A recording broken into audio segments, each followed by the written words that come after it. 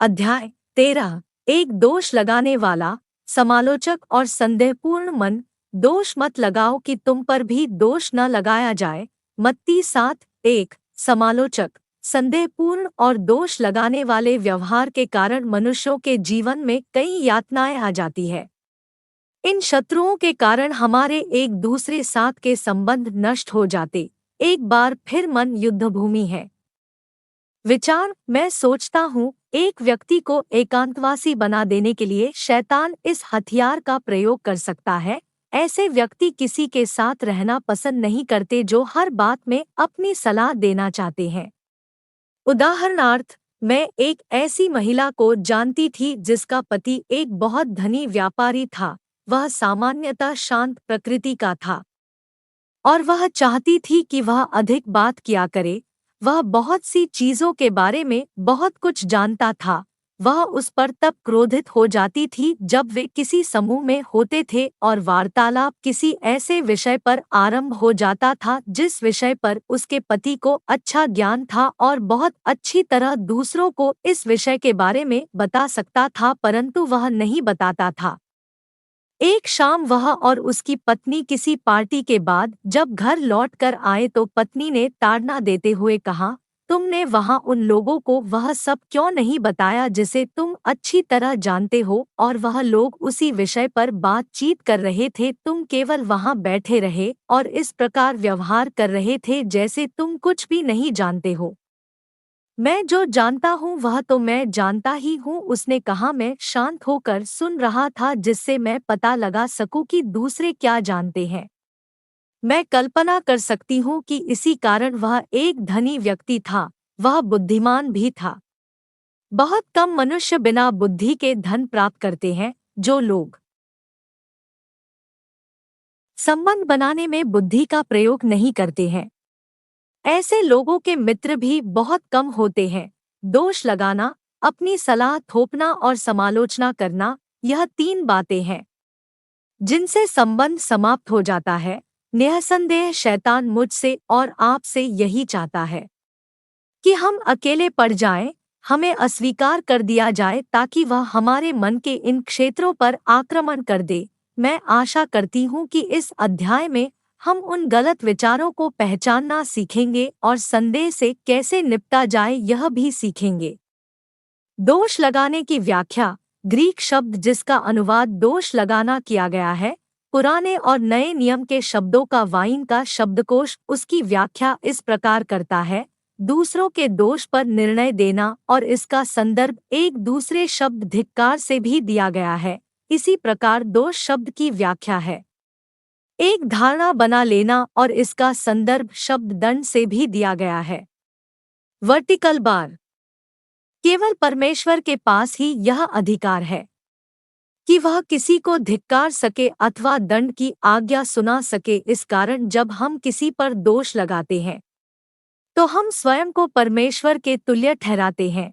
मैं आपके विषय में तो नहीं जानती, परंतु इससे मेरे भीतर थोड़ा सा परमेश्वर का भय जागृत हो जाता है। मैं परमेश्वर जैसा बनने का प्रयत्न करने में इच्छुक नहीं। किसी समय मेरे व्यक्तित्व में यह क्षेत्र एक बड़ी समस्या के रूप में था और मुझे विश्वास है कि कुछ बातें जो परमेश्वर ने मुझे सिखाई है उन्हें आपके साथ यदि मैं बांटूं तो आपको उससे कुछ सहायता मिलेगी। समालोचना करना, अपनी सलाह थोपना और दोष लगाना, इन सब का एक दूसरे से संबंध आता। हम इन सब का अध्ययन एक विशाल समस्या के रूप में करेंगे। मैं आलोचक थी क्योंकि मैं सही चीज को देखने के बदले सदैव गलत चीज ही देखा करती थी। कुछ लोगों में यह दोष दूसरों की अपेक्षा अधिक होता है। कुछ प्रसन्न चित्त व्यक्तित्व वाले लोग जीवन में केवल आनंद और हंसी को छोड़ और कुछ देखना नहीं चाहते ताकि उनका आनंद बना रहे। निराशावादी एवं शासक व्यक्तित्व वाले लोग प्रायः गलती ही देखा करते हैं। इस श्रेणी के लोग अपनी नकारात्मक सलाह देने में बहुत उदारता दिखाते हैं। हमें यह समझ लेना चाहिए कि हम सब अपने अपने ढंग से चीजों को देखते हैं। हम लोगों को बताना चाहते हैं कि हम क्या सोचते हैं। जो हम सोचते हैं वह हो सकता है कि हमारे लिए ठीक हो, परंतु यह आवश्यक नहीं कि वह आपके लिए भी सही हो। निःसंदेह हम सब जानते हैं, तू चोरी न करना सभी के लिए सही है। परंतु मैं यहाँ उन हजारों चीजों के विषय में बात कर रही हूँ जिनका प्रतिदिन हम सामना होता है। वे न तो गलत है, न सही, परंतु केवल व्यक्तिगत चुनाव पर निर्भर है। यह वह चुनाव है जो लोगों को स्वयं करना है, बिना किसी बाहरी हस्तक्षेप द्वारा चुनाव करना है। मेरे पति और मैं बहुत सी बातों में अत्यधिक भिन्न हैं। उनमें से एक बात है घर को कैसे सजाया जाए। ऐसा नहीं कि हमें वह चीज पसंद नहीं आती जो दूसरा चुन लेता है, परंतु जब हम घर की वस्तुओं की खरीदारी के लिए बाजार जाते हैं तब सदैव ऐसा होता है कि देव को कोई और चीज पसंद आती है और मुझे कुछ और। क्यों ऐसा? इसलिए क्योंकि हम दोनों भिन्न व्यक्ति हैं। उनकी सलाह उतनी ही अच्छी है जितनी मेरी और मेरी उतनी ही अच्छी जितनी उनकी, परंतु वे दोनों सलाह भिन्न है। यह समझने में मुझे वर्षों लग गए कि देव एक गलत व्यक्ति नहीं था। यदि वह मेरे विचारों से सहमत नहीं था, मैं उसे बताती रहती थी कि वह गलत है, क्योंकि वह मेरे विचारों से सहमत नहीं है। और मेरे इस व्यवहार के कारण हमारे संबंधों में एक तनाव सा पैदा हो गया था। घमंड अहम समस्या, क्योंकि मैं उसे अनुग्रह के कारण जो मुझको मिला है, तुम में से हर एक से कहता हूँ कि जैसा समझना चाहिए उससे बढ़कर कोई भी अपने आप को न समझे, पर जैसा परमेश्वर ने हर एक को विश्वास परिमाण के अनुसार बांट दिया है, वैसा ही सुबुद्धि के साथ अपने को समझे। रोमियो 12:3। दोष लगाना और आलोचना करना, यह दोनों एक और गहरी समस्या घमंड के फल है। जब हमारा अह जितना बड़ा होना चाहिए उससे और भी बड़ा हो जाता है, तब यह हमारे सम्मुख कई समस्याओं को ले आता है। बाइबल लगातार हमें इसके विषय में चेतावनी देती है। जब भी हम किसी क्षेत्र में दूसरों से बहुत अच्छे होते हैं तो वह इसलिए क्योंकि परमेश्वर ने हमें उसके लिए अनुग्रह का वरदान दिया है। यदि हम स्वयं के विषय में बहुत उच्च विचार रखते हैं तब हम दूसरों को अपने से कम देखना आरंभ कर देते हैं। इस प्रकार का व्यवहार अथवा विचार परमेश्वर की दृष्टि में घृणित है और यह शत्रु के लिए हमारे जीवन में कई द्वार खोल देता है। पवित्र भय। हे भाइयों, यदि कोई मनुष्य किसी अपराध में पकड़ा भी जाए तो तुम जो आत्मिक हो, नम्रता के साथ ऐसे को संभालो और अपनी भी चौकसी रखो कि तुम भी परीक्षा में न पड़ो। तुम एक दूसरे का भार उठाओ और इस प्रकार मसीह की व्यवस्था को पूरी करो, क्योंकि यदि कोई कुछ न होने पर भी अपने आप को कुछ समझता है तो अपने आप को धोखा देता है। गलतियों 6:1-3। ध्यान पूर्वक पवित्र शास्त्र के इन पदों का परीक्षण करने पर हमें यह पता चलता है कि हम किस प्रकार दूसरों की निर्बलता को दूर कर सकते हैं। हमारे अंदर एक प्रकार का मानसिक व्यवहार जागृत कर देता है जिसे हमें बनाए रखना है। यह हमारे भीतर घमंड का एक पवित्र भय होना चाहिए और दूसरों पर दोष लगाने और उनकी आलोचना करने में सावधान रहना चाहिए। हम कौन है जो दूसरों पर दोष लगाते हैं? तू कौन है जो दूसरे के सेवक पर दोष लगाता है? उसका स्थिर रहना या गिर जाना उसके स्वामी ही से संबंध रखता है, वरन वह स्थिर ही कर दिया जाएगा, क्योंकि प्रभु उसे स्थिर रख सकता है। रोमियो 14:4। इसको इस प्रकार सोचें, मान लीजिए आपकी पड़ोसिन आपके द्वार पर आई है और आपको निर्देश देना आरंभ कर देती है कि आपके बच्चों को कौन सा ड्रेस पहनकर स्कूल जाना चाहिए अथवा उन्हें किन विषयों का चयन स्कूल में करना चाहिए। आपका क्या प्रत्युत्तर होगा? अथवा आपकी पड़ोसिन आपसे आकर कहती है कि आपकी नौकरानी जिस प्रकार से आपके घर की सफाई करती है उसे पसंद नहीं, जबकि आप नौकरानी के कार्य से पूर्णतया संतुष्ट है। आप पड़ोसिन से क्या कहेंगी? यही बात इन पदों में कही गई है। हम सब परमेश्वर के हैं।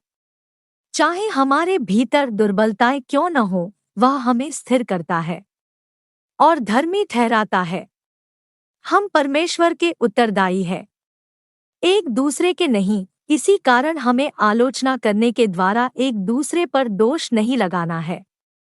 लोगों के मनों में दोष लगाने वाले और आलोचनात्मक विचारों को भरने में शैतान अत्यधिक व्यस्त रहता है। मैं वह बात याद कर सकती हूँ जब मैं किसी पार्क में बैठकर अथवा शॉपिंग मॉल में लोगों को देखकर उनके बारे में अपने मन में एक विचार धारणा बना लेती थी। उनके बालों को देखकर, उनकी वेशभूषा को देखकर और उनके साथियों को देखकर मैं प्रसन्न हुआ करती थी। अभी भी हम दूसरों के प्रति विचार धारणाएं बना लेते हैं, परंतु उनको व्यक्त नहीं करते। मैं विश्वास करती हूँ कि हम उस स्थान तक पहुँच सकते हैं जहाँ हमारे पास बहुत अधिक विचार धारणाएं न हो, और यदि हो भी तो आलोचनात्मक प्रकृति की न हो। मैं बहुधा स्वयं से कहती हूँ, जॉयस, तुम्हें इससे कोई लेना देना नहीं। जब आप अपनी विचार धारणाओं पर इस प्रकार मनन करते हैं कि वे गुण दोष बताने वाली धारणाएं बन जाती है, तब यह एक समस्या का रूप ले लेती है। जितना अधिक आप इसके बारे में सोचते हैं, उतनी ही बड़ी यह समस्या बनती जाती है। जब तक कि आप इसे दूसरों पर व्यक्त नहीं करते अथवा उस व्यक्ति पर जिसके विषय में आपने यह धारणाएं बनाई हो, तब यह विस्फोटक बन जाती है और हमारे संबंधों, विशेषकर आत्मिक संबंधों को बहुत क्षति पहुंचाती है। आप स्वयं को इस समस्या से बचा सकते हैं यदि आप यह कहना सीख जाएं, इनसे मेरा कोई लेना देना नहीं। दोष लगाना एवं आलोचना करना मेरे परिवार में अनियंत्रित थे, इसी कारण मैं उनके साथ साथ बड़ी हुई। हो सकता है आपके साथ भी ऐसा हुआ हो। यह वैसा ही है जैसे टूटे हुए पैर से बाल खेलने का प्रयत्न करना। मैं परमेश्वर के साथ बाल खेलने का प्रयत्न कर रही थी। मैं उसके जैसा कार्य करना चाहती थी, उसकी तरह सोचना चाहती थी, परंतु मैं ऐसा न कर सकी। इससे पहले कि मैं अपने मन के गढ़ों को जान जाती और उनसे निपटती ताकि मेरा व्यवहार बदल सके, मैंने कई वर्ष दुख में बिताए। याद रखें, आपके कार्य तब तक नहीं बदल सकते जब तक आपका मन न बदल जाए। मत्ती 7:1-6 हमें दोष लगाना और आलोचना विषय पर बहुत कुछ सिखाता है। जब आपके मन में इसी प्रकार की समस्या, तब आप यह ही खंड पढ़े, चिल्लाकर पढ़े, और शैतान जो आपके मन में गढ़ बनाने का प्रयत्न कर रहा है, उसके विरुद्ध इनको हथियार बनाकर प्रयोग करें। हो सकता है वह उसी गढ़ से अपना कार्य कर रहा हो जो उसने वर्षों पूर्व वहां बना रखा है। हम इस खंड का अवलोकन करेंगे और हर हिस्से की मैं व्याख्या करूंगी। बोने और काटने का न्याय। दोष मत लगाओ कि तुम पर भी दोष न लगाया जाए, क्योंकि जिस प्रकार तुम दोष लगाते हो उसी प्रकार तुम पर भी दोष लगाया जाएगा, और जिस नाप से तुम नापते हो उसी नाप से तुम्हारे लिए भी नापा जाएगा। मत्ती 7:1-2। यह पद स्पष्ट रूप से हमें बताते हैं कि हम जो बोएंगे वही काटेंगे। गलतियों 6:7। बोना और काटना केवल कृषि और आर्थिक क्षेत्र में ही नहीं प्रयोग होते, उनका प्रयोग मानसिक क्षेत्र में भी होता है। जिस प्रकार फसल और धन विनियोग में बोना और काटना होता है, उसी प्रकार व्यवहार को भी हम बो और काट सकते हैं। एक पादरी जिन्हें मैं जानती हूँ बहुधा कहते हैं कि जब वह यह सुनते हैं कि कोई उनके बारे में अभद्र और दोष लगाने वाली बातें कह रहा है, तब वे स्वयं से यह पूछते हैं, क्या वे बो रहे हैं अथवा मैं काट रहा हूँ। बहुत बार हम अपने जीवन में वही काटते हैं जो हमने बहुत पहले किसी और के जीवन में बोया था। चिकित्सक, अपना उपचार कर। तू क्यों अपने भाई की आंख के तिनके को देखता है और अपनी आंख का लट्ठा तुझे नहीं सूझता? जब तेरी ही आंख में लट्ठा है तो तू अपने भाई से कैसे कह सकता है, ला मैं तेरी आंख से तिनका निकाल दूं? हे कपटी, पहले अपनी आंख में से लट्ठा निकाल ले, तब तू अपने भाई की आंख का तिनका भली भांति देखकर निकाल सकेगा। मत्ती 7:3-5। शैतान को यह अच्छा लगता है कि हम दूसरों के दोष निकालने में स्वयं को व्यस्त रखें।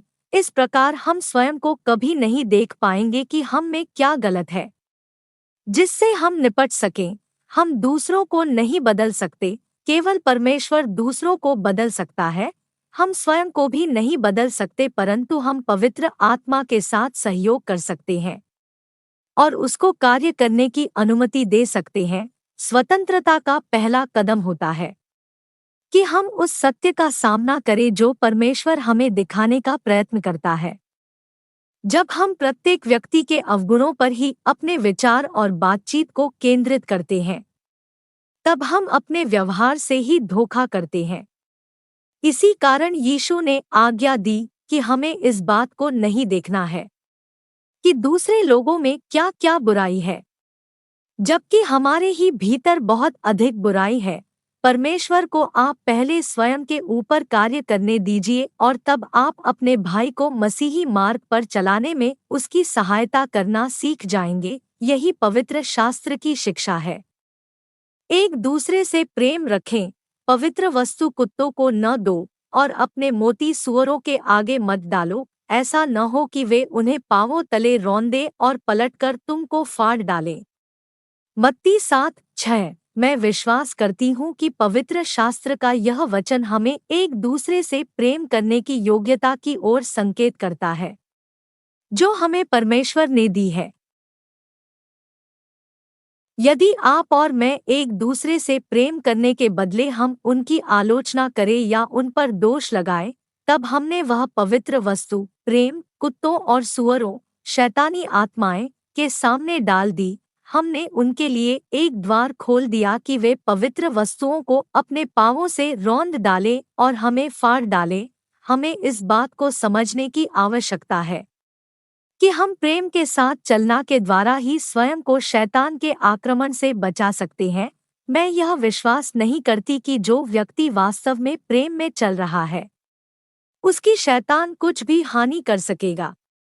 जब चौथा बच्चा मेरे गर्भ में था, मैं मसीही थी, पवित्र आत्मा में बपतिस्मा पाई हुई थी, सेवकाई के लिए बुलाई जा चुकी थी और एक परिश्रमी बाइबल की छात्रा थी। मैंने अपने विश्वास के द्वारा चंगाई देना भी सीख लिया था।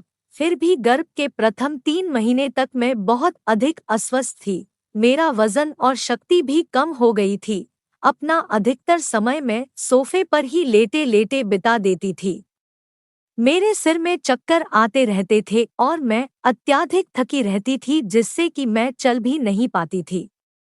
इस दशा को मैं समझने में असमर्थ थी, क्योंकि इससे पहले के 3 गर्भ के अनुभव मेरे लिए आश्चर्यजनक थे। उस समय मैं परमेश्वर के वचन को बहुत अच्छी तरह नहीं जानती थी। हालांकि मैं गिरजे जाया करती थी, परंतु मैंने अपने विश्वास का प्रयोग किसी कार्य के लिए अब तक नहीं किया था। अब मैं परमेश्वर की प्रतिज्ञाओं को भली भांति जानती थी, फिर भी मैं अस्वस्थ थी। परमेश्वर से प्रार्थना करने के बाद भी और शैतान को झिड़कने के बाद भी मेरी समस्या दूर नहीं हो रही थी। एक दिन जब मैं अपने बिछौने पर लेटी हुई अपने पति और बच्चों के खेलने की आवाज़ें जो पिछवाड़े से आ रही थी सुन रही थी, मैंने आक्रमणकारी ढंग से परमेश्वर से पूछा, मेरे साथ ऐसा क्यों हो रहा है? मैं इतनी अस्वस्थ क्यों हूँ? मैं स्वस्थ क्यों नहीं हो पा रही हूँ? पवित्र आत्मा ने मुझसे मत्ती 7 पढ़ने के लिए कहा। मैंने परमेश्वर से पूछा कि इस अध्याय का मुझसे और मेरे स्वास्थ्य से क्या संबंध। मैंने यह अनुभव किया कि मुझे यह अध्याय पढ़ना चाहिए। अंत में परमेश्वर ने मुझे एक घटना याद दिलाई जो कई वर्षों पूर्व घटी थी। मैं घर में बाइबल का अध्ययन कराया करती थी। उसमें एक जवान महिला जिसका नाम जेन था आया करती थी। जेन नियमित रूप से इस पाठ्यक्रम में आया करती थी, परंतु जब वह गर्भवती हो गई तब उसे नियमित रूप से आने में कठिनाई होने लगी, क्योंकि वह अब सदैव थकी हुई रहती थी। मैंने अपने बिछौने पर लेटे लेटे उस मसीही बहन को याद किया। तब मैंने उस पर दोष लगाए थे, उससे बातचीत की थी, उसकी आलोचना की थी, क्योंकि जेन अपनी परिस्थितियों का सामना नहीं कर रही थी और बाइबल अध्ययन में आने के लिए परिश्रम नहीं कर रही थी। हमने तब उसकी सहायता नहीं की थी, परंतु हमने यह विचार धारणा बना ली थी कि वह दुर्बल थी और अपने आलसी स्वभाव का कारण अपनी गर्भावस्था को ठहराती थी। अब मैं भी बिल्कुल उन्हीं परिस्थितियों में थी जिनमें 2 वर्ष पूर्व ज़ेन थी। परमेश्वर ने मुझे बताया कि हालांकि मैं अपनी पहली 3 गर्भावस्थाओं में स्वस्थ थी, परंतु मैंने आलोचना और दोष लगाने के कारण शैतान के लिए एक बड़ा द्वार खोल दिया था। मैंने अपने मोती, पवित्र वस्तु ज़ेन से प्रेम करने की योग्यता कुत्तों और सुअरों के आगे डाल दी थी और अब वे मुझे फाड़ कर टुकड़े टुकड़े कर रहे थे। मैं आपको बता सकती हूँ कि मैंने तुरंत पश्चाताप किया। जैसे ही मैंने ऐसा किया मैं स्वस्थ हो गई और फिर पूरे गर्भावस्था में मैं ठीक रही। इस घटना से मैंने दूसरों पर दोष लगाना एवं आलोचना करने के विषय में एक महत्वपूर्ण बात सीखी। इस अनुभव के बाद अब फिर कभी मैं यह दोहराती नहीं, परंतु मुझे यह कहते दुख होता है कि तब से अब तक मैंने बहुत सी गलतियां की हैं। हर बार परमेश्वर मेरी सहायता करता है, जिसके लिए मैं उसकी आभारी हूँ। हम सब गलतियां करते हैं, हम सब के अंदर दुर्बलताएं हैं।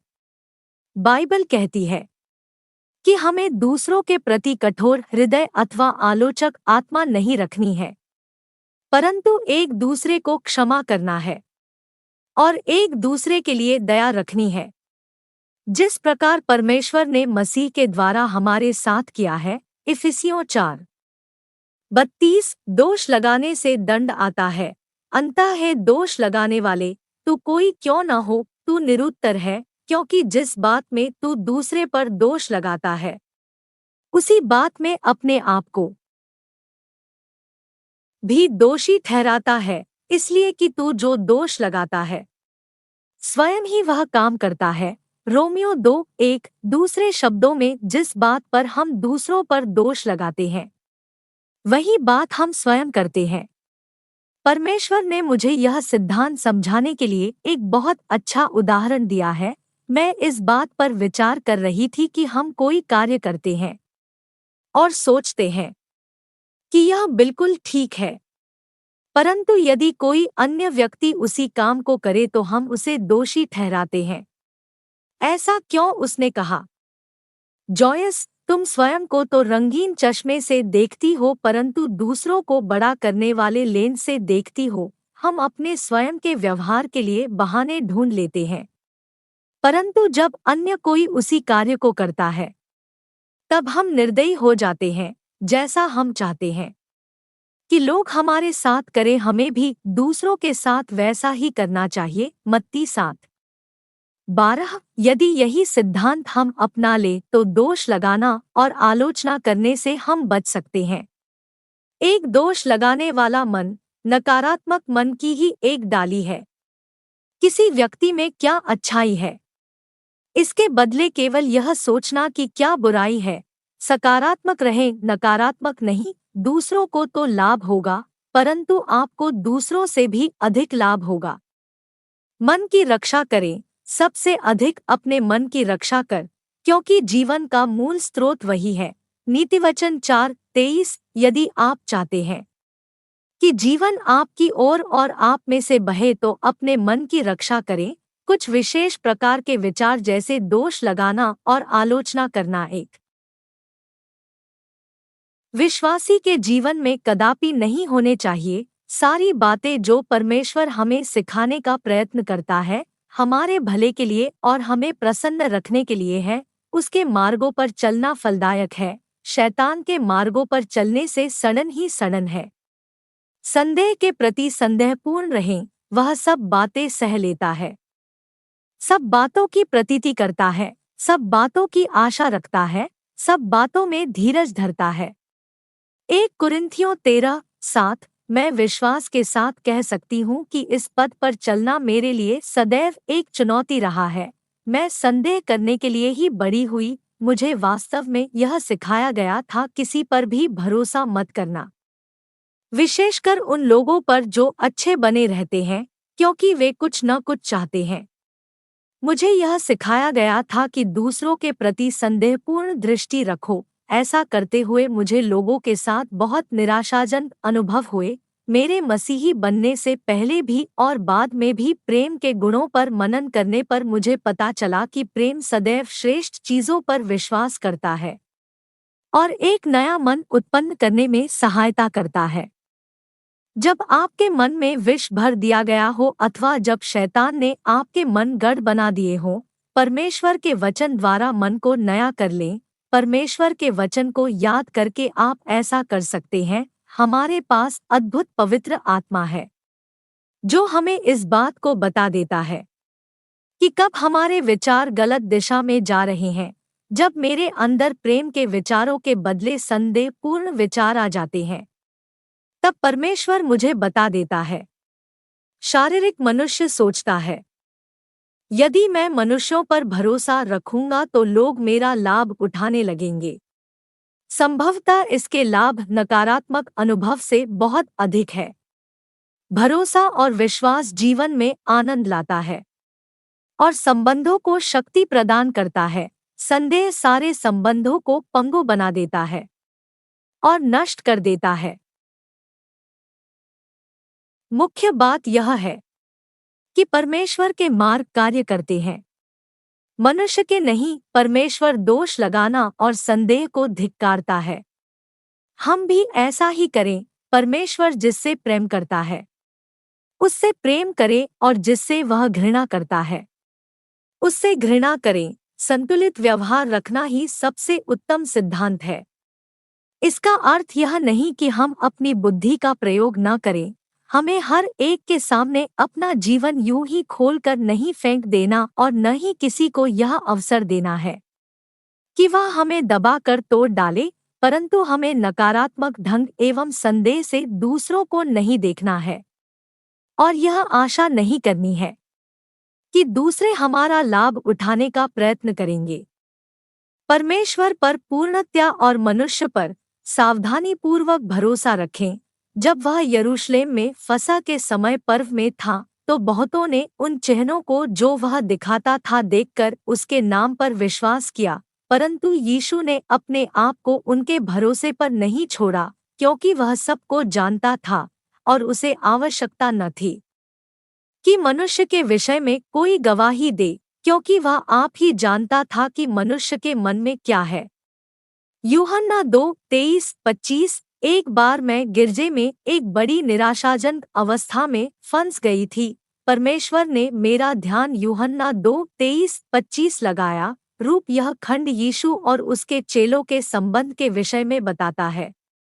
यह स्पष्ट कहता है कि यीशु ने उनके लिए स्वयं पर भी भरोसा नहीं किया। यह ऐसा नहीं कहता कि वह उनके प्रति संदेहपूर्ण था अथवा उसे उन पर भरोसा नहीं था। यह केवल इतना बताता है कि वह मनुष्य के स्वभाव को समझता था। उसने उनके लिए स्वयं पर भरोसा नहीं किया। इससे मुझे एक अच्छी शिक्षा मिली। गिरजे की एक घटना से मैं बुरी तरह पीड़ित थी, क्योंकि मैं कुछ महिलाओं के साथ बहुत अधिक संयुक्त हो गई थी और मैं अपना संतुलन खो चुकी थी। जब भी हम अपना संतुलन खो देते हैं, हम शैतान के लिए एक द्वार खोल देते आए। एक पत्रस 5:8 कहता है, सचेत हो और जागते रहो, क्योंकि तुम्हारा विरोधी शैतान गर्जने वाले सिंह के समान इस खोज में रहता है कि किस को फाड़ खाए। मैंने सीखा कि मैं उन महिलाओं के कर रही थी जिसको केवल परमेश्वर ही मनुष्यों के साथ संबंध रख सकते हैं। यदि हम बुद्धि के परे जाते हैं, तब समस्याएं आने लगेंगी और हमें चोट लगेगी। अपना अंतिम भरोसा सदैव परमेश्वर पर रखें। ऐसा करने पर पवित्र आत्मा के लिए एक द्वार खुल जाएगा और वह हमें बता देगा कि कहाँ पर हम संतुलन की रेखा पार कर रहे हैं। कुछ लोग सोचते हैं कि उन्हें अच्छे बुरे का ज्ञान है, जबकि वास्तव में वे संदेहपूर्ण हैं। आत्मा का एक सच्चा वरदान है। आत्माओं की पहचान 1 कुरिन्थियों 12:10। यह अच्छे बुरे को बताता है, केवल बुराई ही को नहीं। जो मन नया नहीं हुआ है वह संदेह को जन्म देता है। अच्छे बुरे को पहचानने का ज्ञान नया आत्मा से मिलता है। सच्चे वरदानों के लिए प्रार्थना करें। शरीर के लिए नहीं जो आत्मा के वरदानों का छद्मवेश है। सच्चा आत्मिक ज्ञान प्रार्थना को उत्साहित करता है, गपशप को नहीं। यदि किसी समस्या का समाधान करना है तो पवित्र शास्त्र के तरीके से करे, शरीर के तरीके से नहीं जो समस्याओं को और भी बढ़ा देता। मन भावने वचन मीठे होते हैं और चंगाई देते हैं। बुद्धिमान का मन उसके मुंह पर भी बुद्धिमानी प्रकट करता है और उसके वचन में विद्या रहती है। मनभावने वचन मधुभरे छत्ते के समान नाई प्राणों को मीठे लगते और हड्डियों को हरी भरी करते हैं। नीति वचन 16:23-24। वचन और विचार हड्डी और मींग की तरह है, इतने समीप कि उनको पृथक करना कठिन है। इब्रानियों 4:12। हमारे विचार शांत वचन है जिन्हें केवल हम और परमेश्वर ही सुनते हैं, परंतु वे वचन हमारे भीतर के मनुष्य पर, हमारे स्वास्थ्य पर, हमारे आनंद पर और हमारे व्यवहार पर प्रभाव डालते हैं। जो हम सोचते हैं वह प्रायः हमारे मुंह से बाहर आ जाता है और इस बात का दुख है कि कभी-कभी उनके कारण हम मूर्ख लगने लगते हैं।